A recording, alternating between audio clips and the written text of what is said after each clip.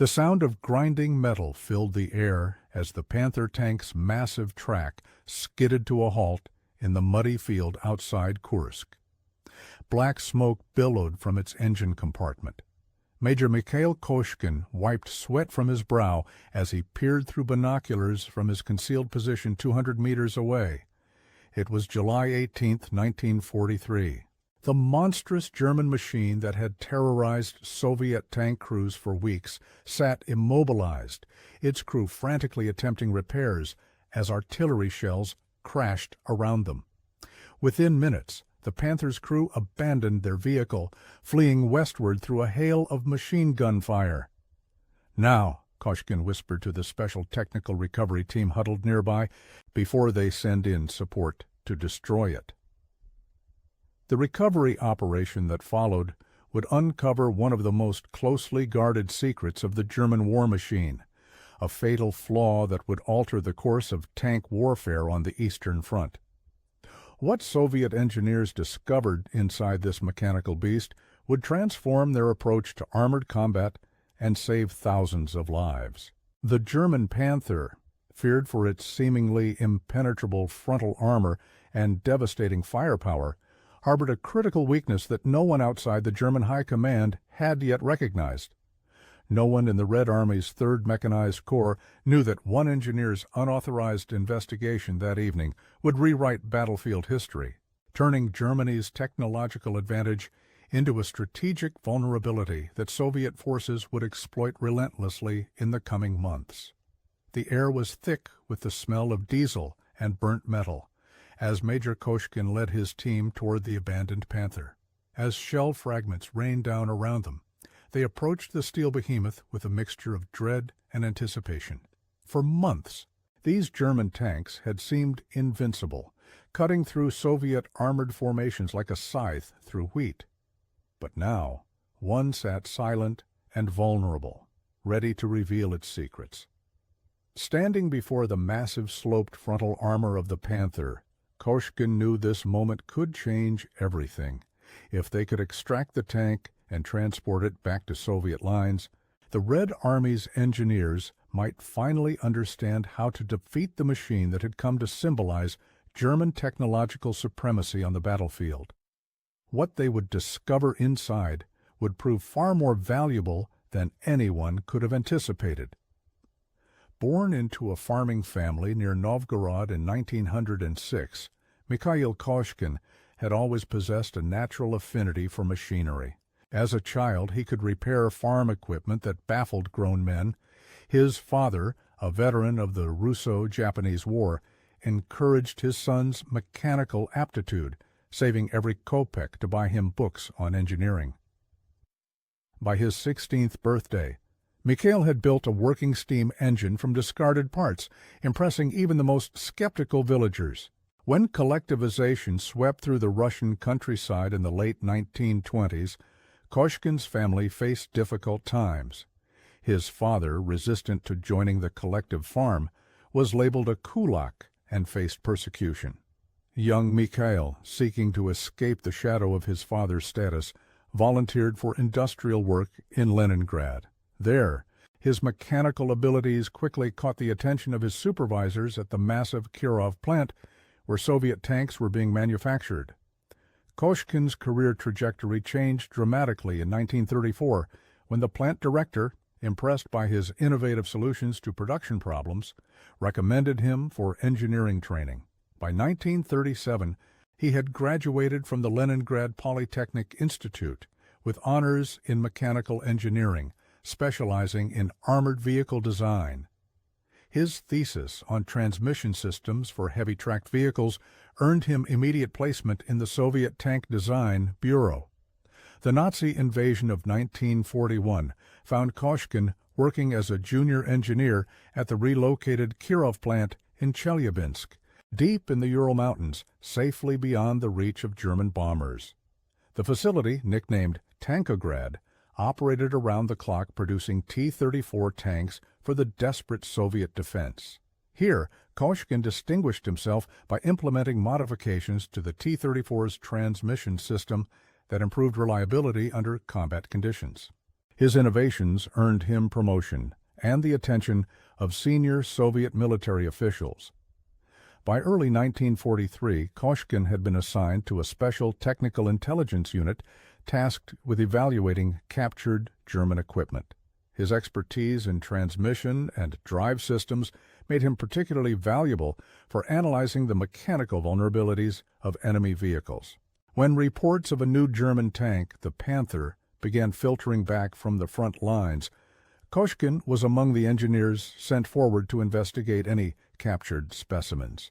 Integration into this elite unit hadn't been easy for Koshkin. His background as the son of a kulak raised suspicions among some of the more politically zealous officers. But his undeniable technical brilliance and dedication to defeating the Nazi invaders eventually earned him the respect of his colleagues. Still, he remained somewhat of an outsider, more comfortable with machines than with the complex political navigation required of Soviet officials. "I do not care about a man's background," his commander, Colonel Vasily Graban, had told skeptical NKVD officers. "I care only that he can help us defeat the fascists, and Koshkin understands tank mechanics better than anyone I have ever met." That vote of confidence had silenced the doubters, at least temporarily. But Koshkin knew his position remained precarious. One failure, one misstep, could send him to the labor battalions or worse. This mission to capture and analyze a Panther tank represented not just a military necessity but personal redemption. If he could uncover vulnerabilities in Germany's most formidable tank, his value to the Soviet war effort would become unquestionable. Little did he know that the tank sitting abandoned on the battlefield would provide him with exactly the opportunity he needed. The Battle of Kursk represented a turning point in the war on the Eastern Front. After their devastating defeat at Stalingrad in February 1943, the Germans had spent months planning Operation Citadel, a massive offensive aimed at encircling and destroying Soviet forces in the Kursk salient. This bulge in the front line presented an opportunity for the Wehrmacht to regain the initiative and demonstrate the superiority of their newest weapons. Chief among these weapons was the Panzerkampfwagen flaw, known as the Panther, designed specifically to counter the Soviet T-34, which had shocked German forces with its combination of firepower, armor protection, and mobility. The Panther incorporated many features inspired by its Soviet counterpart. Its sloped frontal armor, powerful 75mm gun, and wide tracks all reflected lessons learned from encounters with the T-34. On paper, the Panther represented the perfect synthesis of protection, firepower, and mobility. Its frontal armor, sloped at 55 degrees, provided the equivalent protection of 140 millimeters of vertical armor, making it nearly impervious to standard Soviet anti-tank weapons. Its long-barreled KWK-42 gun could penetrate the armor of any Allied tank at combat ranges exceeding 2,000 meters. With a top speed of 46 kilometers per hour, it could also outmaneuver heavier tanks like the Soviet KV-1. The Panther made its combat debut at Kursk on July 5, 1943. Initial reports from Soviet tank crews were alarming.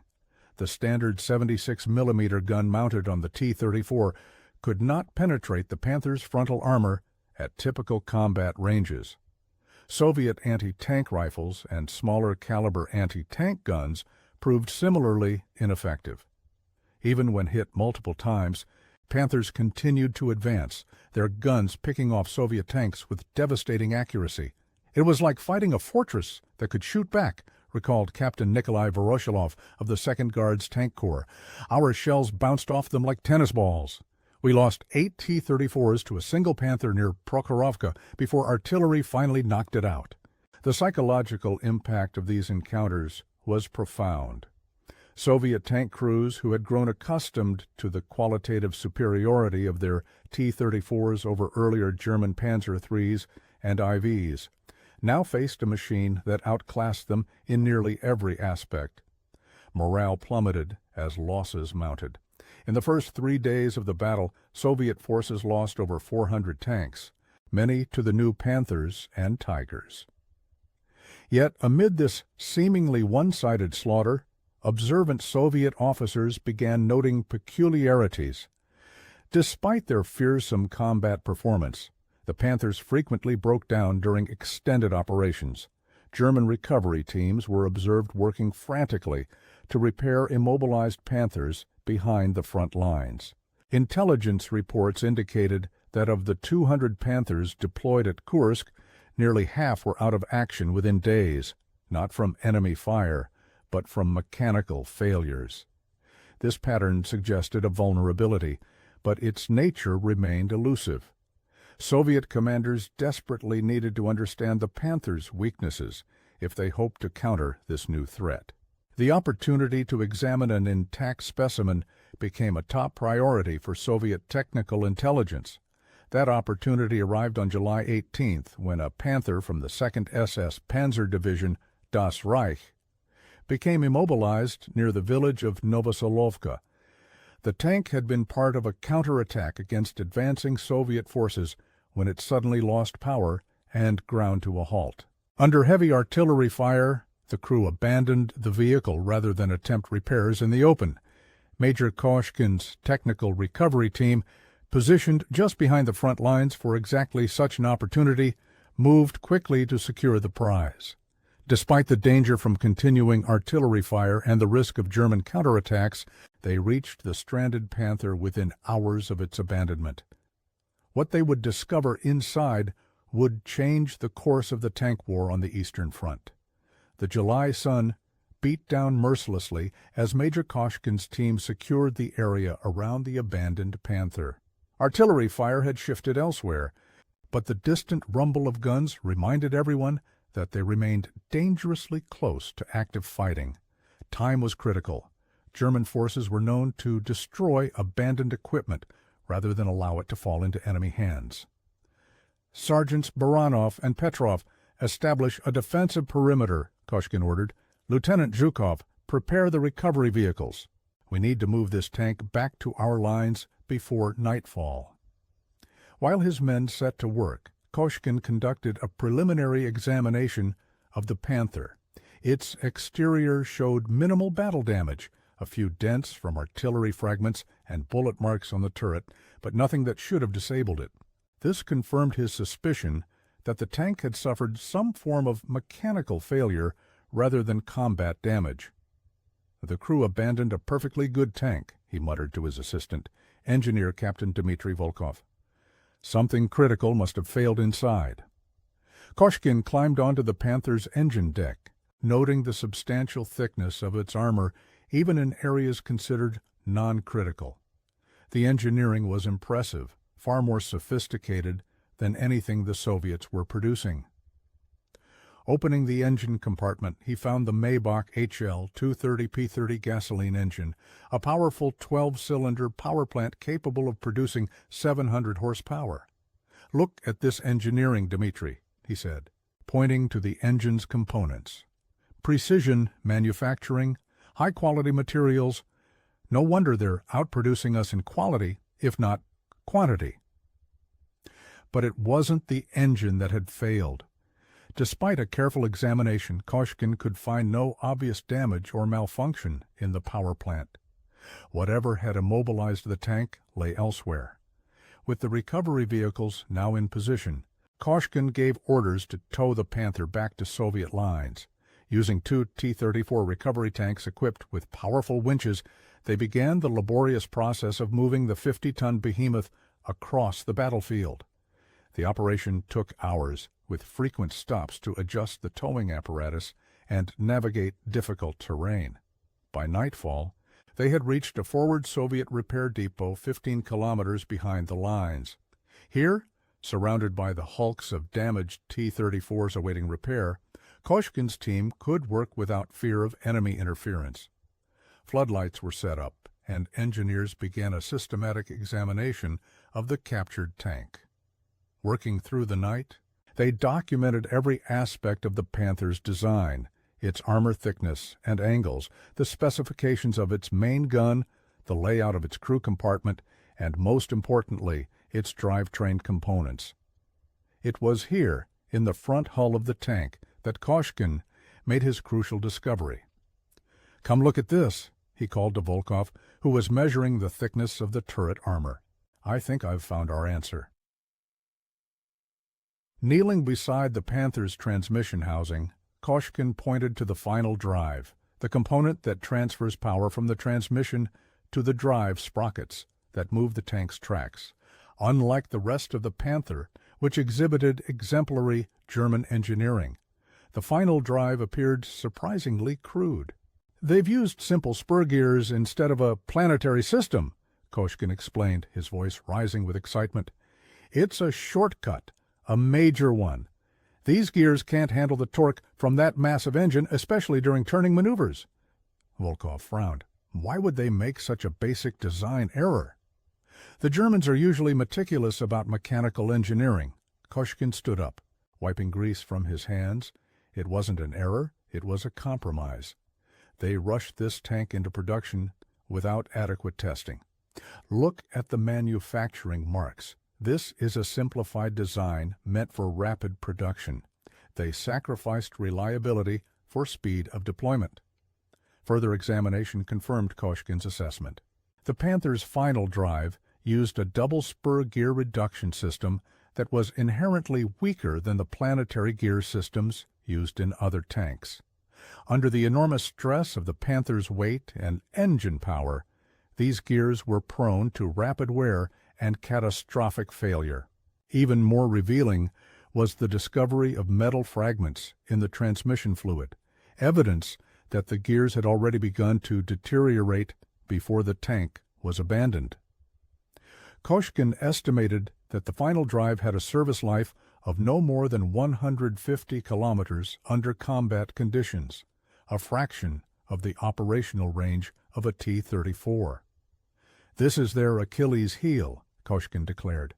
"Their supposedly superior tank can barely function for more than a few days of heavy combat before requiring major repairs."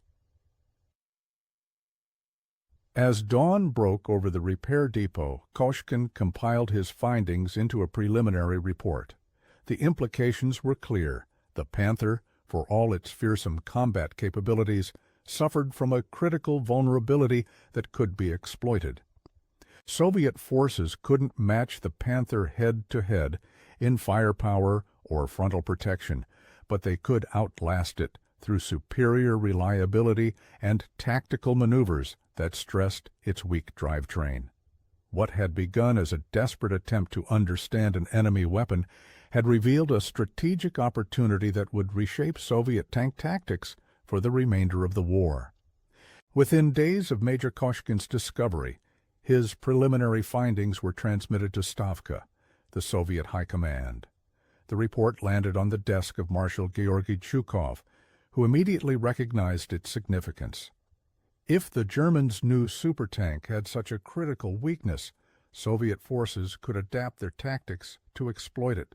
Zhukov convened a special meeting of tank commanders and engineers to discuss the implications. Present were some of the Soviet Union's most experienced armored warfare experts, including Colonel General Pavel Rotmistrov, commander of the 5th Guards Tank Army, and Andrei Kharkov, chief designer of the T-34 tank. "Comrades, we have received intelligence of the utmost importance," Zhukov began, holding up Koshkin's report. "Our engineers have examined a captured Panther and discovered a critical flaw in its design. The final drive, the component that transfers power from the transmission to the tracks, is insufficient for the tank's weight and power." He turned to a map of the Eastern Front. "This explains why so many Panthers broke down during the Kursk offensive. According to this report, the final drive has an operational life of approximately 150 kilometers under combat conditions. This is our opportunity." Colonel General Rotmistrov, whose forces had suffered heavily against Panthers at Prokhorovka, leaned forward. "How do we exploit this weakness, Comrade Marshal?" Zhukov smiled grimly. "By forcing them to maneuver. The more a Panther turns, especially under load, the more strain is placed on its final drive. We will develop tactics to force Panthers to conduct repeated turning maneuvers, accelerating the failure of their drive trains. The meeting continued for hours as the assembled officers developed new tactical doctrines based on Koshkin's findings. The resulting strategy had several key components. First, Soviet forces would avoid frontal engagements with Panthers whenever possible. The sloped frontal armor remained largely impenetrable to standard Soviet anti-tank weapons, so direct confrontations would continue to result in heavy losses. Second, they would emphasize flanking maneuvers, forcing Panther units to turn frequently to meet threats from multiple directions. Each turn, especially pivot turns where one track is locked, placed enormous strain on the already vulnerable final drive. Third, Soviet artillery would be used to create obstacles and channel Panther movements across rough terrain, further stressing their running gear and drivetrain components. Fourth, deep penetration raids would target German supply and repair facilities, disrupting their ability to maintain and repair damaged Panthers. Finally, Soviet tank production would prioritize quantity over quality even more emphatically than before. The T-34, while outmatched by the Panther in direct combat, could be produced at a rate of 4 or 5 vehicles for every Panther. Combined with their superior mechanical reliability, this numerical advantage would prove decisive in extended campaigns. "We cannot match the Panther tank for tank," Zhukov concluded, "but we can outlast it. We will trade space for time, forcing the Germans to drive their Panthers beyond the limits of their mechanical endurance. When their final drives fail, we will counterattack and destroy them." Sinno, the intelligence provided by Koshkin's team, was quickly disseminated to Soviet tank units across the front. Special training programs were established to teach tank commanders how to recognize and exploit the Panther's vulnerability. Tactical diagrams showed optimal maneuver patterns to force Panthers into the tight turns that placed maximum stress on their final drives. For the engineers at Tankograd and other Soviet tank factories, Koshkin's findings reinforced the wisdom of their existing design philosophy. The T-34's simple, robust drivetrain might lack the sophistication of German engineering, but it could withstand the harsh realities of combat on the Eastern Front.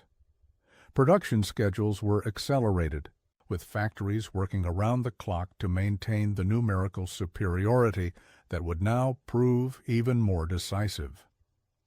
As summer turned to autumn in 1943, the impact of these new tactics became increasingly apparent. German after-action reports noted with alarm the rising number of Panther breakdowns during combat operations. Maintenance units struggled to keep pace with the volume of repairs required, creating a backlog that left many Panthers sitting idle behind the lines. A captured German document from September 1943 revealed the extent of the problem. Mechanical failures of Panthers continue at an unacceptable rate. The final drive remains the most common point of failure, with average service life below 200 kilometers. Soviet tactics appear specifically designed to accelerate wear on these components, suggesting enemy awareness of this vulnerability. What the Germans didn't realize was just how comprehensive that awareness had become, thanks to the work of Major Koshkin and his technical intelligence team. The rising autumn sun cast long shadows across the muddy Ukrainian steppe as tanks of the 3rd Guards Tank Corps moved into position. It was October 12, 1943, and Soviet forces were preparing for a counter-offensive along the Dnieper River. Intelligence had identified a Panther battalion of the 4th Panzer Army defending a critical road junction near the village of Boguslav. Lieutenant Colonel Vasily Bryukov, commander of the 61st Guards Tank Brigade, studied the terrain through his binoculars. His 50 T-34s were concealed in a forest 3 kilometers east of the German positions. 20 kilometers to the south, another Soviet tank brigade was moving into a flanking position. The trap was set. Bryukov had been among the first tank commanders to receive briefings on the Panther's vulnerability. A veteran of Stalingrad and Kursk, he had seen firsthand the devastation caused by Germany's new tanks. Now he had an opportunity to implement the tactics developed from Koshkin's discovery. "Comrade Colonel," his radio operator called, "Southern Group reports they are in position." Bryukov nodded. "Signal artillery to begin preparatory bombardment." Moments later, the thunder of Soviet 122mm howitzers echoed across the landscape.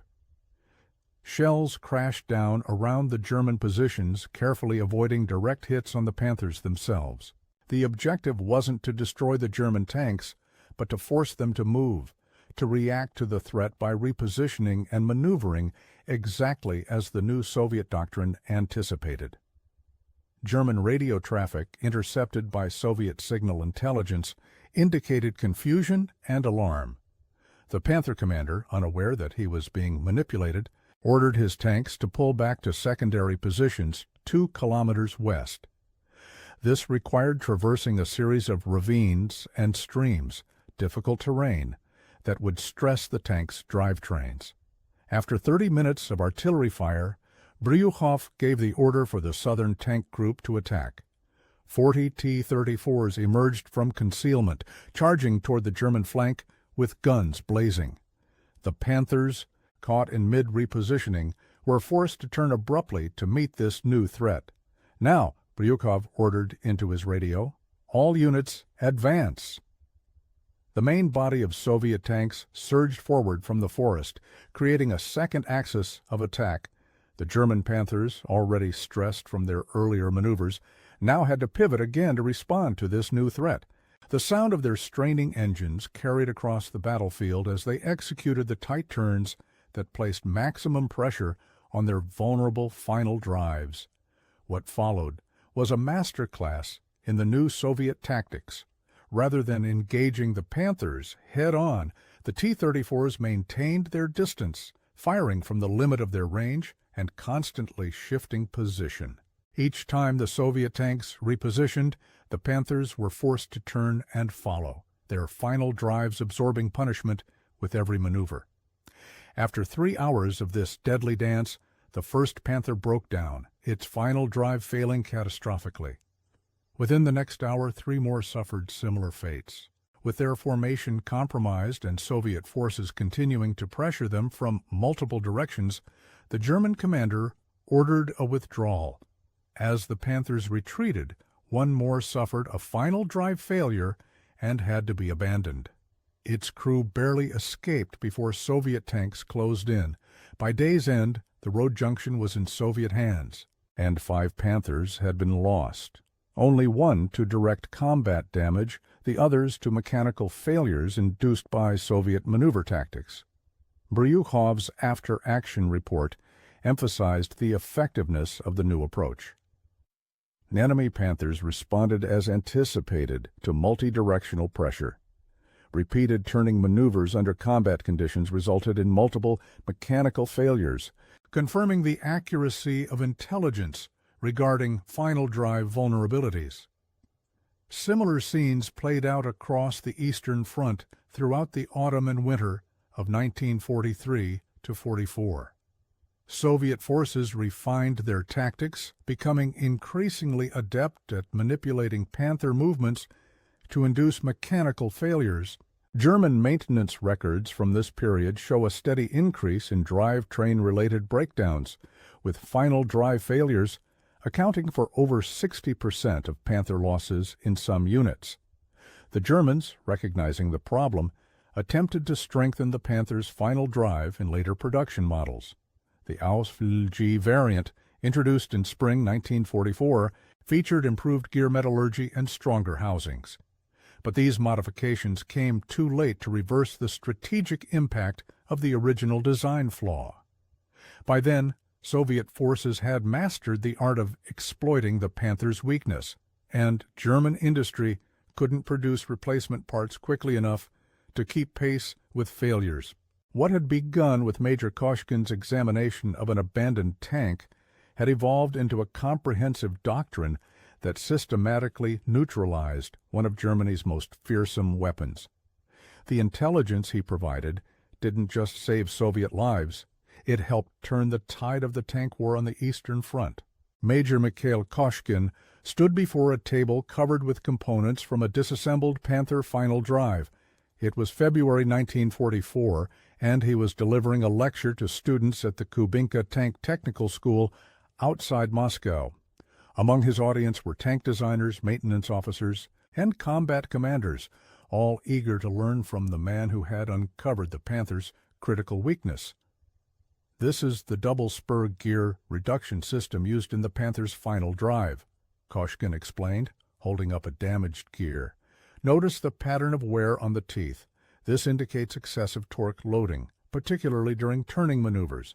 The Germans sacrificed durability for ease of production, and we have made them pay for that decision on the battlefield. Over the past 6 months, Koshkin had been promoted to the rank of lieutenant colonel and given command of a special technical intelligence unit dedicated to analyzing captured German armor. His team had examined dozens of Panthers by now, documenting the evolution of German attempts to address the final drive problem. The enemy is not stupid, he continued. They have attempted to strengthen the final drive in newer production models. The latest AUSF SKG variant uses improved steel alloys and reinforced housings. But the fundamental design flaw remains. The spur gear system simply cannot handle the loads imposed by a 45-ton tank with a 700 horsepower engine, especially under combat conditions. A hand raised in the audience. Comrade Colonel, could we not incorporate some aspects of the Panther's design into our own tanks? The sloped armor and long-barreled gun are clearly superior to our current T-34 equipment. Koshkin nodded, acknowledging the valid point. Indeed, and we are doing exactly that. The new T-34-85 model incorporates a larger turret with an 85mm gun capable of penetrating Panther armor at combat ranges. But we have been careful not to replicate the Germans' mistakes. Our drivetrain remains simpler but more robust, better suited to the realities of combat on the Eastern Front. He didn't mention that Soviet engineers were already working on the next generation of tanks, the T-44 and the IS series, which would incorporate many lessons learned from the Panther while avoiding its critical flaws. These designs would eventually lead to the T-54, the most produced tank in history and one that would shape armored warfare for decades to come. After the lecture, Koshkin was approached by a young captain who had commanded a T-34 company at Kursk. The officer's face bore the scars of burns, likely from a tank fire, but his eyes were bright with intelligence and curiosity. "Comrade Colonel," the captain said, saluting, "your work has saved many lives. My company faced Panthers at Prokhorovka. We lost 17 tanks in a single day, but using the tactics developed from your findings, we destroyed 3 Panthers last month without losing a single T-34. Koshkin nodded solemnly. "The credit belongs to all who have applied this knowledge in combat. I merely examined a machine. You and your men have proven the value of that examination with your courage and skill." As the captain walked away, Koshkin reflected on the strange irony of his work. His fascination with machinery, with understanding how things worked and why they failed, had begun in peacetime as a pursuit of knowledge for its own sake. Now it had become a weapon as potent as any gun or bomb, saving countless Soviet lives by exposing the vulnerabilities in Germany's vaunted technology. Later that evening, in his office at the technical school, Koshkin reviewed recent battlefield reports. The statistics were compelling. Panther losses due to mechanical failures now exceeded those from direct combat damage by a ratio of 3 to 2. German maintenance units were overwhelmed. With repair backlogs stretching into weeks, some Panther battalions reported operational readiness rates below 40%. A knock at the door interrupted his reading. It was Colonel Graben, his former commander, and now the Director of Artillery Development. "I thought I might find you still working, Mikhail Ivanovich," Grabin said, entering without waiting for an invitation. "Some habits never change." Koshkin stood and offered his old mentor a chair.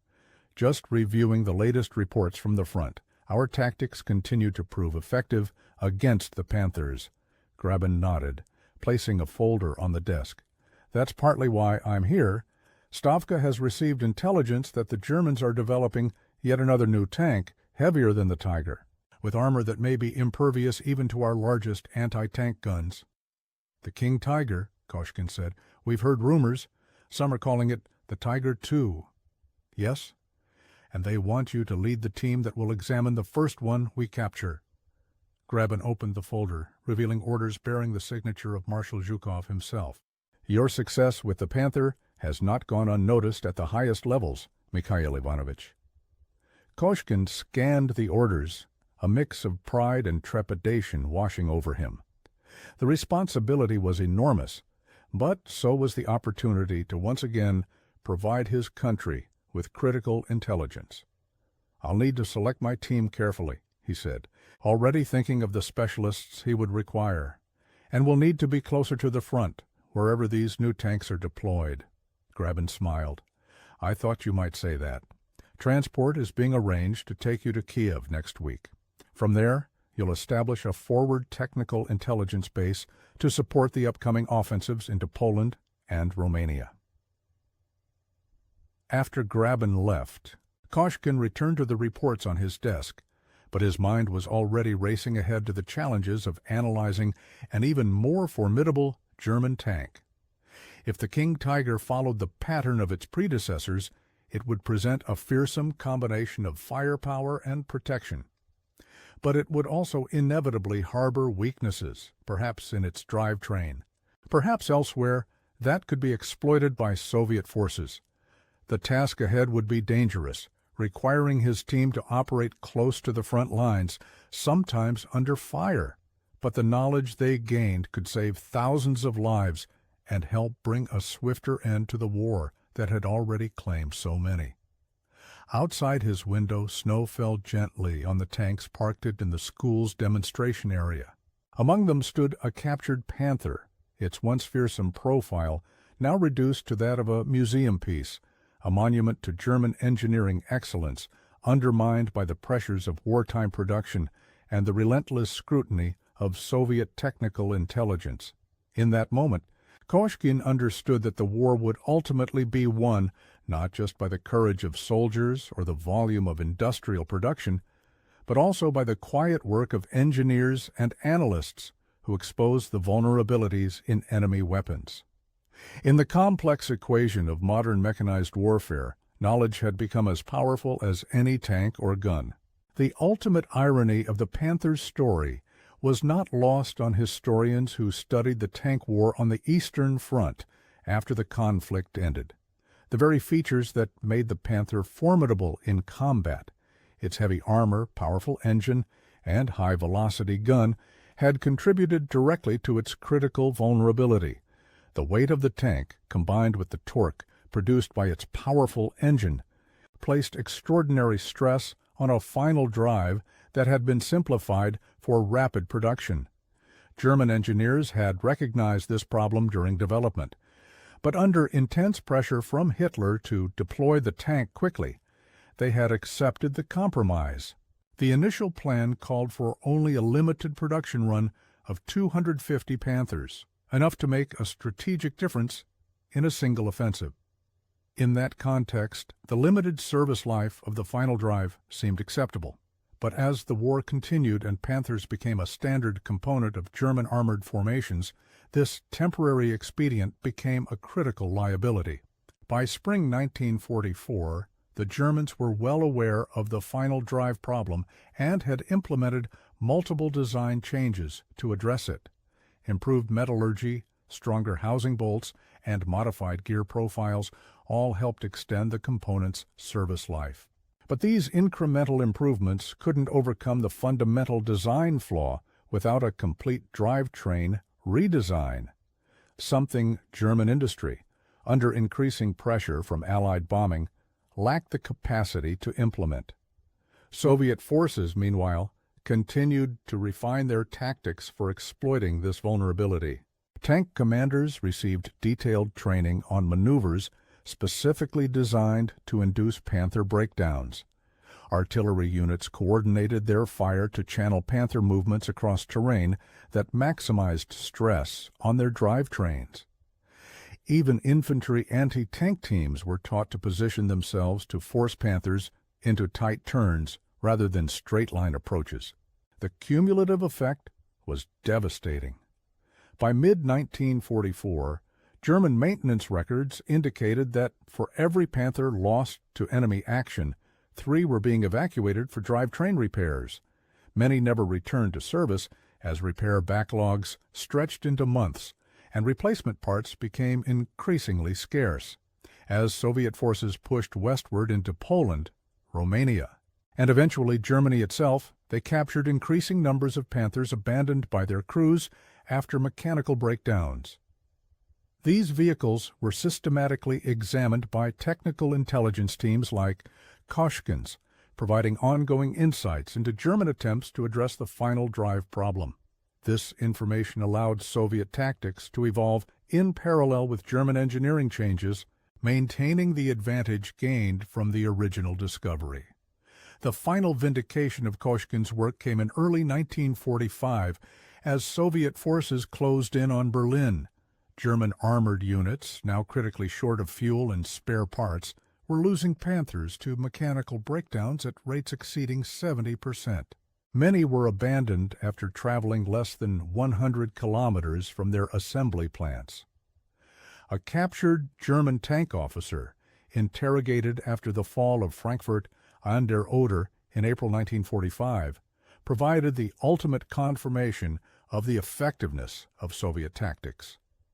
"We came to fear breakdowns more than enemy fire," he admitted. "At least against tanks and anti-tank guns, we had a fighting chance. But when a final drive failed, it was like being paralyzed on the battlefield, helpless and vulnerable. We could see the Soviet tanks maneuvering to force us into turns, but we had no choice but to respond. They seemed to know exactly how to kill our Panthers without firing a shot." This statement, recorded in Soviet intelligence archives, stands as a testament to the power of technical intelligence in modern warfare. What began with Major Kursk's examination of an abandoned Panther had evolved into a comprehensive doctrine that systematically neutralized one of Germany's most fearsome weapons. The knowledge gained from that single captured tank had multiplied in value through its application across the entire Eastern Front, saving countless Soviet lives and contributing significantly to the ultimate Allied victory. In the decades following World War II, military historians and armor experts have debated the relative merits of German and Soviet tank design. The Panther, despite its flaws, is often cited as the best overall tank design of the war, a perspective that emphasizes its impressive combination of firepower, protection, and mobility when functioning properly. But this assessment fails to account for the most fundamental measure of a weapon's effectiveness, its actual impact on the battlefield over time.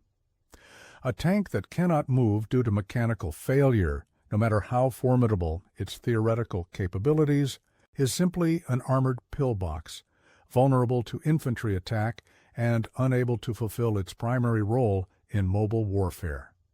The T-34, with its simpler but more robust design, proved far more effective in the strategic context of the Eastern Front. Its mechanical reliability allowed it to maintain operational tempo that the Panther could not match. Its simplified production methods enabled the Soviets to maintain overwhelming numerical superiority, and its adequate, if not spectacular, combination of firepower, protection, and mobility proved sufficient when employed in accordance with Soviet tactical doctrine. The lesson drawn by post-war tank designers was clear. Reliability under combat conditions is as important as any other aspect of tank design. The most sophisticated weapon is useless if it cannot function in the chaos and stress of battle. This principle, demonstrated so clearly by the Panther's experience on the Eastern Front, continues to influence military procurement and design philosophy to the present day. As for Mikhail Koshkin, his contributions to Soviet victory remained largely unheralded during his lifetime, classified as state secrets until decades after the war. But his methodology, the systematic analysis of enemy equipment to identify exploitable vulnerabilities, became a cornerstone of Soviet military intelligence practice. The technical intelligence units he helped establish continued to operate throughout the Cold War, analyzing NATO equipment with the same meticulous attention to detail that Koshkin had applied to the Panther's final drive. In a conflict where the margin between victory and defeat was often measured in mechanical tolerance and material strength as much as in courage and tactical acumen, Koshkin's discovery represented a pivotal moment. It transformed what had appeared to be an insurmountable German technological advantage into a vulnerability that could be systematically exploited through tailored tactics and operational art. The Panther tank, conceived as Germany's answer to Soviet armor superiority, instead became a case study in the limitations of rushed development and the dangers of prioritizing theoretical performance over battlefield reliability.